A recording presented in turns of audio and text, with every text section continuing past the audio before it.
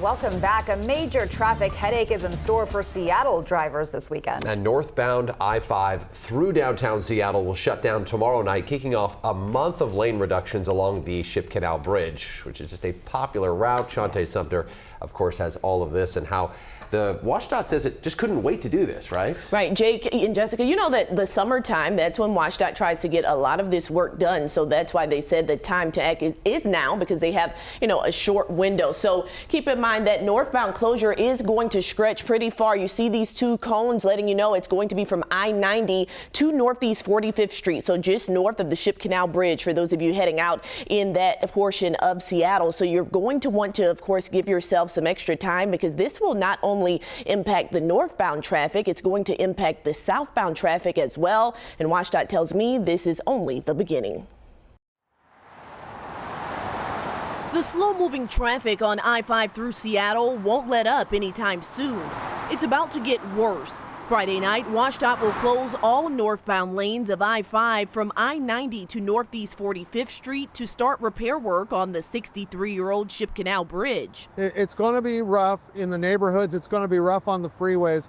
People are just going to have to plan ahead. After the weekend, just 2 northbound lanes will remain open across the bridge for 4 weeks, while crews repave the bridge surface and replace old drainage systems.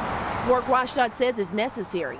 It has had more than 200 emergency repairs on the bridge in the last 5 years. If we get out there and do this work now, it's going to cause a lot of headaches for the next 2 years as we're doing this through 2027. But once we're done, that's going to reduce emergency closures.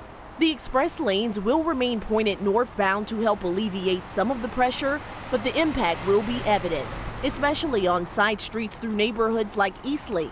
Residents there I talked to say they feel the impact anytime lane closures happen on the bridge. It's really, whoever does the planning should maybe be more thoughtful about how people are going to get around, especially during peak tourist season. Delight Roberts and her dog Peppermint take frequent walks through their neighborhood. She says the unofficial detour also creates a safety risk. You've got young children in the neighborhood, people walking dogs, drivers that use the side roads as thoroughfares to get around the construction.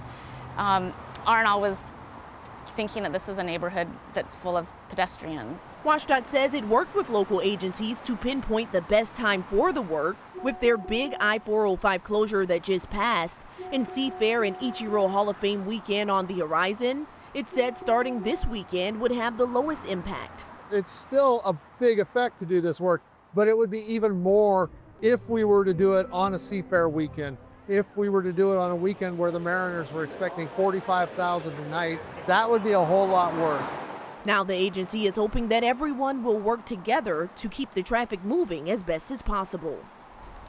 Well, WashDOT told me they know everyone cannot take those alternate methods like, taking transit. Some people have to drive, but they are hoping that everyone will work together and try to make this as helpful as possible. Yeah. Now keep in mind, I-5 northbound is going to close again on the weekend of August 15th through the 18th to pick up the barriers that will be put in place this weekend. And then long-term lane reductions are planned for next year and 2027. You will have 2 lanes across that bridge for 9 months out of the year for the next 2 years. So this is pretty much mild compared to what we're going to see. Seriously. We have a long way to go A still. lot of businesses, too, are doing this work from the office mandate, again, bringing people back. You wonder if they're going to start sort of having people stay at home more because of this kind of thing. And that's one thing that WashDOT is hopeful for, that people who have the flexibility will also delay their hours if you can. Like if you don't have to be in the office at 8 or 9 when everybody else does, that everybody can kind of stagger things out just to try to get as less cars off the road as possible. But it is still going to be just a rough couple of weeks. But this weekend, I think you have a couple events happening as well. It's like the Astros in town. Right? Yeah, exactly. It's going to be huge.